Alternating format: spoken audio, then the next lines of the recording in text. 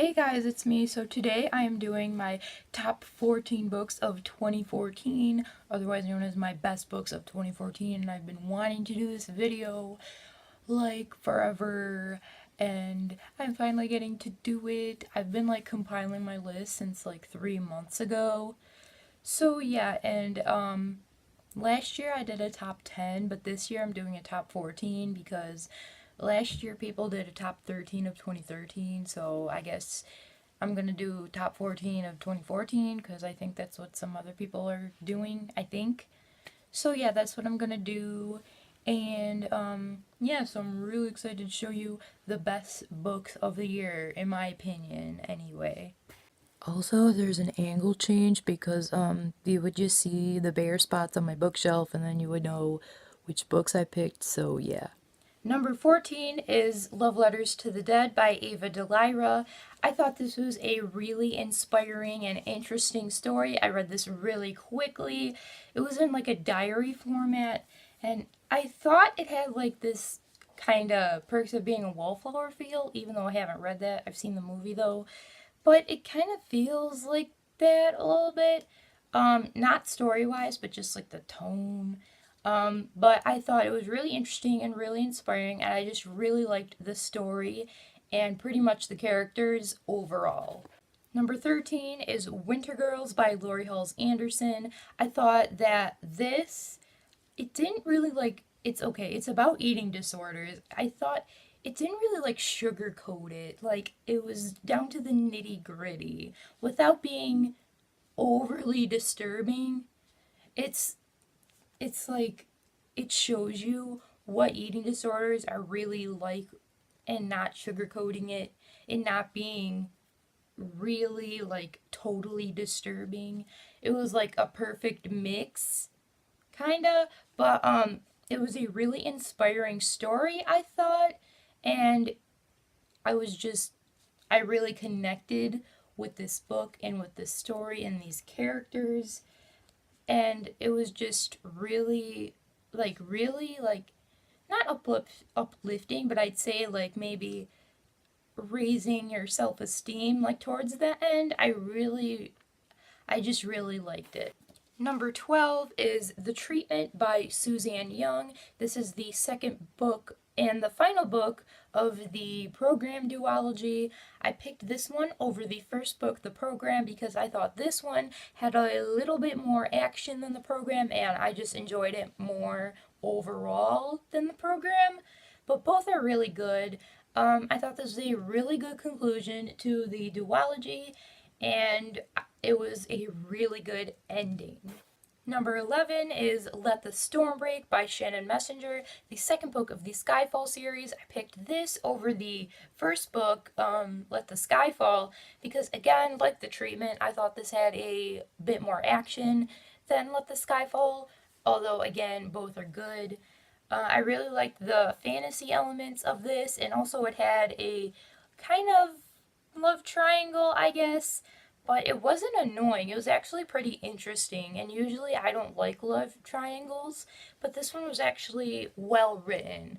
And also, this ended in like a super huge cliffhanger, and the final book comes out in a few months, and I'm so excited. Number 10 is none other than The Fault in Our Stars by John Green. I mean, how could I not include it on this list? This is one of the most inspirational stories I've ever read in a book, ever.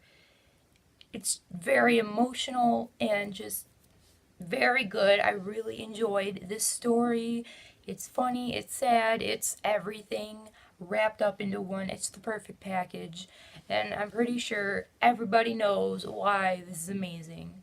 If you have not picked this up and you're looking for a John Green book, pick this up. Number 9 is Pandemonium by Lauren Oliver, the second book in the Delirium trilogy. I picked this over the other books in the trilogy because I think this was really good from beginning to end, very action packed. The first one, the first 100 pages were boring and then it got good, and then the last book, the first half was boring and then it got good. But this was good pretty much all the way through. I really enjoyed it. I think this is the best book of the trilogy, and it's just really good. Number 8 is We Were Liars by E. Lockhart. I really liked the writing. It was really good, just really good, and it also had this like hazy, mysterious feel and had you guessing at everything, at the big mystery. I really liked that part of this book. Okay, so this book, like the ending, I did not see coming. It was like mind blowing pretty much. I filmed a reaction video to the ending of this, and it's on. If you want to check it out, then go check it out. But yeah, this was really amazing. One of the I don't know, like most surprising stories ever. Like I didn't think it would be like this good when I started it, but it's amazing. Number 7 is Every Day by David Levithan. This is unlike anything I've ever read.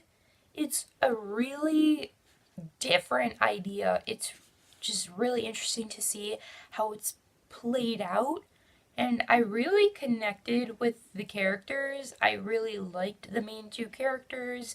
And it was just a really inspiring story, especially near the end, because everything like sort of wraps up. It's like bittersweet, but it's really good, and I just really, really enjoyed this.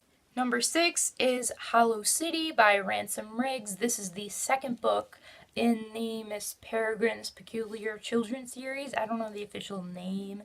I don't even know if it has an official name. But anyway, the first book, Miss Peregrine's, was good, but this blew it out of the water. Like, this had a lot more action than the first one. I think the first one was just sort of like for the mystery part, but this was definitely for the action. It was pretty much action packed from beginning to end. I could not put it down. It was very interesting, and also the ending was like, I need the next one now, please. Alright, now we're in the top 5, so like the really good ones, in my opinion. So, number 5 for me is Champion by Marie Lu, the final book of the Legend trilogy. I had a really hard time deciding against this and the first book of the trilogy, Legend, but I ultimately decided to go with this, because while the first half I thought was a little slow, the second half was amazing. Like it was amazing. Like amazing. Like literally action packed. You know, Marie Lu is like boss at writing action scenes. And there was a lot of those in the second half. And then that ending though, that ending literally had me in tears. It's so bittersweet, but it's like it's just so good. But like, like why is this happening? But it's so good. It's so good. Number 4 is The Book Thief by Markus Zusak. I read half of this in 2013 and the other half in 2014, so I'm going to count this in 2014, if that's okay, because I finished it in 2014. Whatever. Is this cheating? I don't know. Anyway, this was a really good historical fiction novel, and I picked it up because everyone says, oh, it's so good, and it was amazing. I usually don't read historical fiction, but this was a really good, interesting historical fiction. I really connected with every single character pretty much, and I really liked the story, and there was many feels to be had, especially near the end. Like, it's really good, a really inspirational story. Number 3 is The Darkest Minds by Alexandra Bracken, the first book in the Darkest Minds trilogy. I really love this whole trilogy. I think this is the best one, though. Like, my favorite. Anyway, I think this, like, the idea of this series is really interesting, and like taken on in a really unique way. I really liked the characters a lot, every single one pretty much, except for like the bad people, but like all the good people, really good characters. Like Alexandra Bracken really knows how to write characters cuz they're like really, yes, I like them. And um this whole series is amazing, but this had like a lot of action. It like it started out slow, but it just got progressively better. And it got amazing. Number two is a whole entire trilogy because I can't decide between them. Is this cheating? I don't know. To have a whole series as one position. Um, I don't know, but I cannot choose between them. I can't just have one of them on here. But anyway, the number two spot goes to the Monument 14 trilogy by Emmy Laybourne. They're all very good. They are like amazing. All of them have action throughout them all. They're so good. Freaking amazing. One of the best series I've ever read, like ever. Probably my favorite series of all time, besides the Hunger Games trilogy that's finished. So, yeah, you should definitely pick these up if you're into post apocalyptic stories because they're really good. This is really good.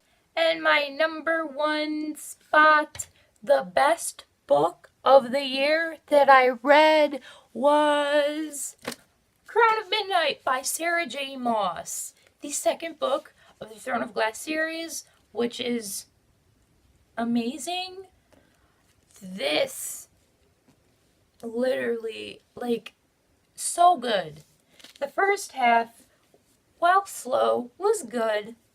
And then the middle, that's when it starts to get really amazing. And then it's basically a roller coaster ride from there. So it's really, really, really good. Like, take my word for it. Please read the Throne of Glass series. This blows the first book right out of the water because this is amazing. It takes a whole different turn of the series.